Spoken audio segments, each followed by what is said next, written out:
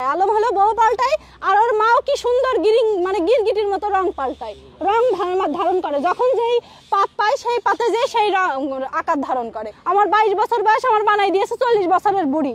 তা তুই এগুলো প্রোটেক্ট করছিস না, তুই বলছিস যে আমি তো ভাইরাল হচ্ছি, টাকা ইনকাম করছি, সমস্যা কি? সব মেয়েরই দোষ, ওর যে মেয়েগুলো বিয়ে করে সব মেয়েদের দোষ। তাহলে এখন ও যে বলে যে ওই মেয়ের মা খারাপ, আমার মা তো আর কখনো বলিনি তোর সাথে রাখবো না বা কোনো কিছু, আমার মাও কখনো আসেনি।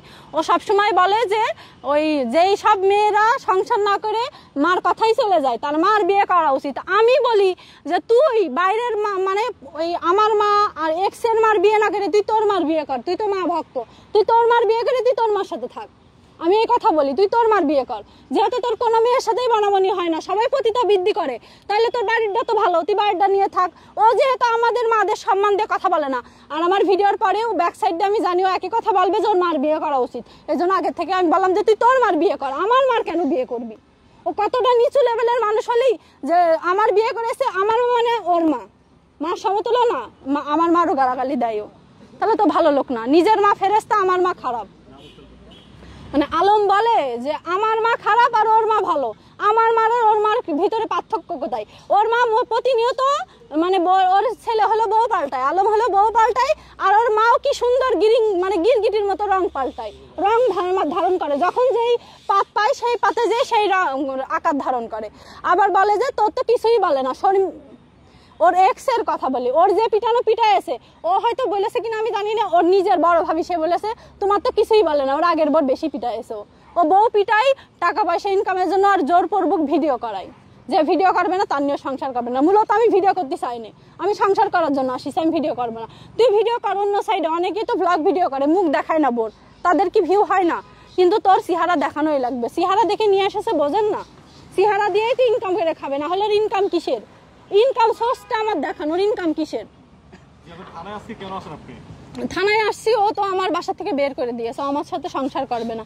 এই জন্য আমি আসছি যে ও যখন আমাকে ছেড়েই দিতে চাচ্ছে, আমি তো ছাড়বো না, আমি সংসার করবো যে কোনো কিছুর বিনিময়ে, যার কাছেই হোক। প্রধানমন্ত্রীর কাছে যেও যদি আমার বলা লাগে যে ওর সংসার করা লাগবে, ওইভাবে বউ ছাড়বে আর বউ ধরবে, এইভাবে তো হবে না। ও ওই যে ওর চাকরি চলে গেছিল না, তো ওইখান থেকে মনে হয় ওই যে টাকা দিতে এসে কিছু, ওর কিছু টাকা দিতে চেয়েছে, তো ওই কারণে আমি সারাদিন কিছু খাইনি। আমার আজকে আসিছি আমরা 8টা না 9টার দিকে আসিছি কক্সবাজারেতে বাসে করে। তো ওইখান থেকে বাসায় আসার পরে আমি সকালেও কিছু খাইনি, পরে গোসল করে ওর সাথে বের হয়ে আসিছি। রাস্তার মাঝখানে বসে মানে ও আজ কয়েকদিন ইঙ্গিত দিচ্ছে, তার এক্সের ইঙ্গিত দিয়ে লেখালেখি করছে। এগুলো তো আর তার এখনকার স্ত্রী, সাবেক স্ত্রী মেনে নেবে না। আমি কি মেনে নেব যে তুই এক্স যদি ভালো থাকতো তার নিয়ে তুই সংসার করতিস, তার পুরো পৃথিবীর কাছে তুই খারাপ বানাইছিস, বানায় তার ইঙ্গিত করে কেন তুই এখন লেখালেখি করবি? এইগুলা নিয়েই আমার ঝামেলা। সে আমার নিয়ে আমার আগের 19 সালের ভিডিও নিয়ে ভাইরাল করে পুরো পৃথিবীর কাছে আমার খারাপ বানাই দিয়েছে। আমার 22 বছর বয়স, আমার বানাই দিয়েছে 40 বছরের বুড়ি। তা তুই এগুলো প্রোটেক্ট করছিস না, তুই বলছিস যে আমি তো ভাইরাল হচ্ছি, টাকা ইনকাম করছি, সমস্যা কি? আলম বলছে আমি তো ভাইরাল হচ্ছি, কন্ট্রোভার্সি হলে সমস্যা কি? আর আজকে যে টাকাগুলো আমি যদি পাই, তাহলে এইটা নিয়ে আরো 6 মাস কন্ট্রোভার্সি হবে। আমি চাই যে সবসময় আমার ভিডিওই সবাই দেখুক।